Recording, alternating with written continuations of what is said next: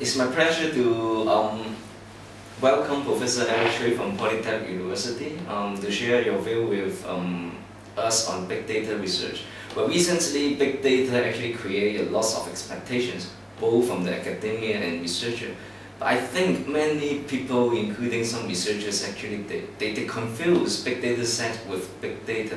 So can you briefly tell us what's your view on big data research, what exactly it is, and well, perhaps give us some examples on big data research? Okay, thank you and good morning to you. I value this opportunity. You are right, the large data sets may not be qualified as big data. There are people working on massive databases and so forth, which may contain millions to tens of millions of records, but that's still not big data.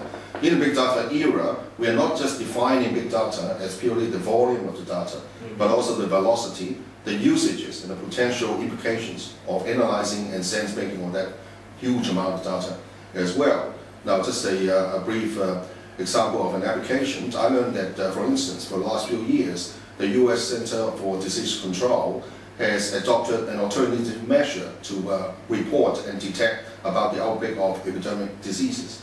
Right. So now most countries, we believe, right now they have a scheme for such reporting, which is asking local hospitals to report about those proven cases.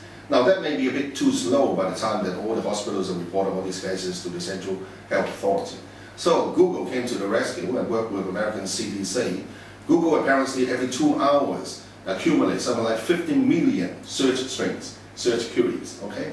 And they analyze these queries for keywords and compare to those keywords that are observed and captured during the proven outbreak period of 2003 to 2008, because during that period there were some epidemic outbreaks. So Google is right now monitoring hour by hour about the unusual search of keywords that's being used that possibly, potentially indicate that people may have caught an initial part of that disease and trying to figure out whether this is indeed what they have been infected. So this is a far more rapid and effective way of early detection of epidemic spread.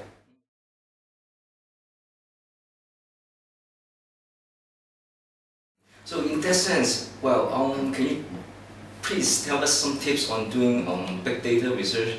How we can improve our skill set on that? I'll try. Everyone is learning in this particular area, but something that I've come to the conclusion that firstly, in the big data era, we are not only just interested in the why. Scientists like us, researchers, we're trying to find out various reasons that contribute to a particular phenomenon. But in the big data era, because of the fast accumulation and arrival of the data, because of the need to make quick decisions, accurate decisions as well, sometimes we have to forego the why for the what.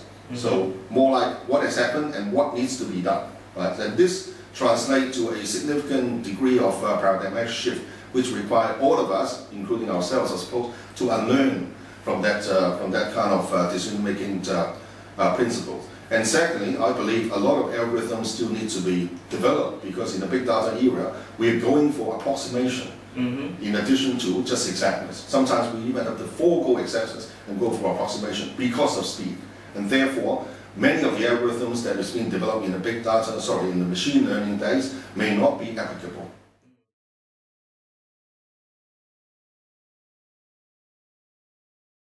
So, based on what you've given, what do you think the future on big data research? How we can apply it in, for example, reality in order to create business opportunities, help the government, whatever?